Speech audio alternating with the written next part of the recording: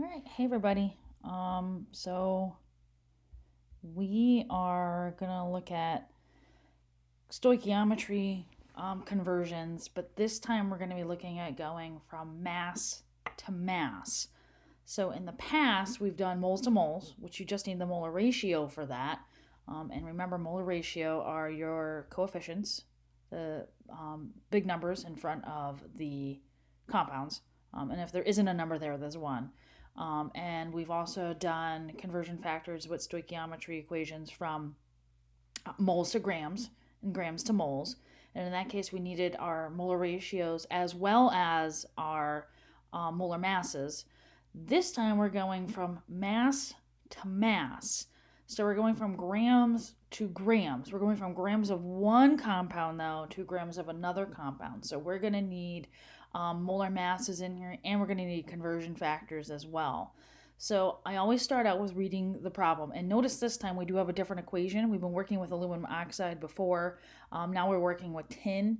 So this is a different equation. So notice the ingredients are different and the coefficients are different. So we start by reading how many grams of SNF2 will be produced from 30 grams of HF reacting with tin. So we're looking at how many grams of SNF2 from 30 grams of HF. So we start by writing out what are they giving us. They're giving us 30 grams of HF. And what are they asking us to turn it into? Grams of SNF2. So one of the big things to notice here is, yes, it looks like our units are staying the same. We're going to be going from grams to grams. But the big thing here is we're going from grams of one compound to grams of a different compound. So we are going to be using molar ratios to do that because we're converting from one compound to another compound. So I'll start out by writing, and don't get overwhelmed. This is going to look crazy. We're going to walk through it. Start out by writing, what are we starting with? We're starting with 30 grams of HF. So we're going to be going from grams to moles of HF because we have to do a molar ratio here. And in order to do a molar ratio, we have to get grams into moles. So we start by writing out our 30 grams of HF. We're going to need our molar mass of hydrogen fluoride there, which we get from the periodic table. And this is how much the mass of 1 mole of HF has. So 1 mole of HF is 20.01 grams. So now I'm in moles of HF, but I need to get to moles of SN, F2. So to do that, I need my molar ratios. So 2 moles, there it is, 2 moles of HF will give me 1 mole of SNF2, which we have here. Remember, there's a 1 there. So now I'm in moles of SNF2, but I'm not done because I have to get to grams of SNF2. So that means I go to moles of SNF2 to grams of SNF2. And to do that, I need my molar mass of the tin 2 fluoride. So there's your molar mass. Again, you figure that out by using the periodic table. You should know how to do that. And you're done. You've set it up. Now you have to do your math. So you can enter it certainly exactly like you see it with parentheses around these if you want, or if you do the brackets. In your calculator, you would do 30 times 1 times 1 times 156.71, hit equals, then hit divided by, open parentheses, 20.01 times 2 times 1, close parentheses, and hit equals, and you'll get the 117.5 grams of the tin 2 fluoride. So notice there's 3 conversions here because we're going from grams to moles of HF, and then we're going from moles of HF to moles of the tin 2 fluoride, and then from moles of tin 2 fluoride to grams of tin 2 fluoride. And if we look, that's what we need to be. We're going from grams of hydrogen fluoride to grams of SNF2. But notice there's 3 steps here now. One more problem that we'll do. How many grams of tin will be required to produce 2.82 grams of hydrogen? So again, start out by writing what are they asking us to do and what are we starting with? So we're starting with 2.82 grams of hydrogen gas. We're being asked how many grams of tin will that give us? So, or will we need to get that hydrogen gas because the SN is on the reactant side and the hydrogen is on the product side. So we're starting with 2.82 grams and we're being asked to figure out of hydrogen, and we're being asked to figure out how many grams of tin. So start out by writing the 2.82 grams of hydrogen.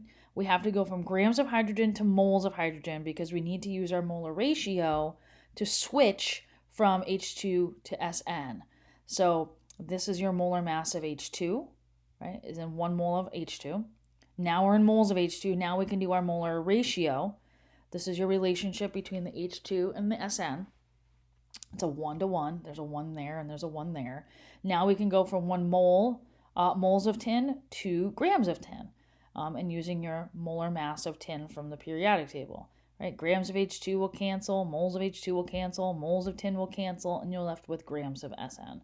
Again, do your math. You could do parentheses, run your calculator exactly as you see it, or if you do the brackets like I do, it'd be 2.82 times 1 times 1 times 118.71, hit equals on your calculator, divided by, open parenthesis, 2.0159 times 1, close parentheses, hit equals, and you'll get the 116.06 grams.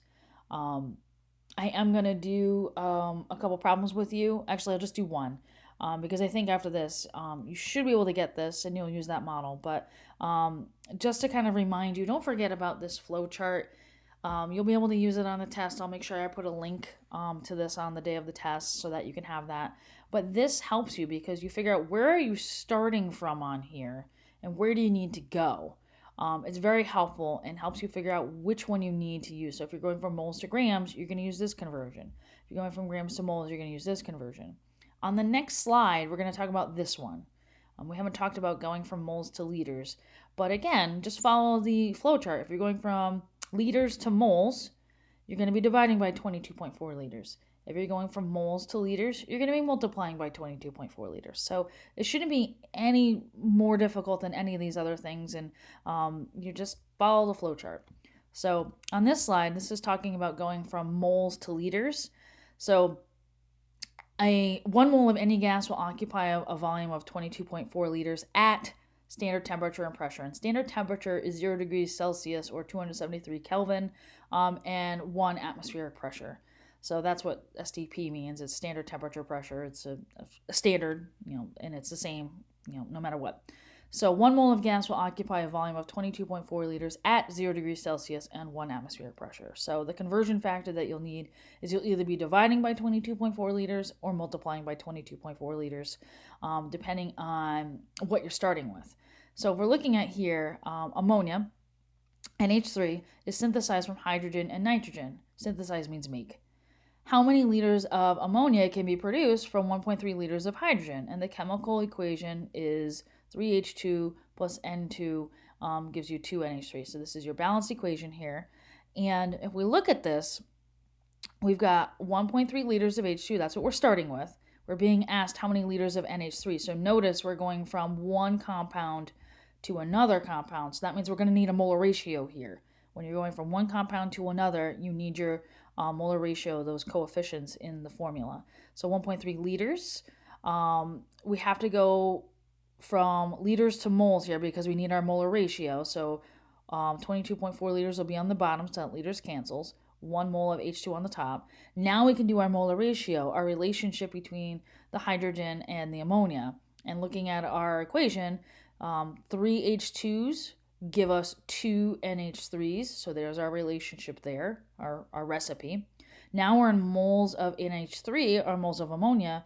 We can now go to liters of ammonia. So you have moles of ammonia on the bottom, liters of ammonia on the top, and you'll end up with your liters of ammonia, which is what you need to be in. So to put this into your calculator, again, you can use parentheses like you see here, or if you do the brackets like I do, you have 1.3 times 1 times 2 times 22.4, hit equals, divided by, open parentheses, 22.4 times 3 times 1, close parentheses, hit equals, and you'll get the 0.87. Liters of ammonia. So this is just going from gases. This is only going to be gases where you'll see this 22.4. You won't see this 22.4 liter thing for anything but gases. And we're not going to play around with this too much, but you may see it in some problems. So I wanted to make sure that you have at least seen a problem with it. But again, this flowchart is very helpful. If you have to go from liters to particles, you can do that, but you're going to have to go through moles first to get to particles.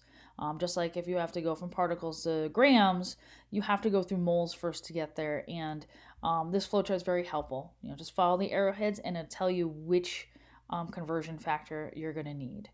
Right? I will be doing I'll do one example problem of the worksheet for today so that you can see how I work through that. So stay tuned for that.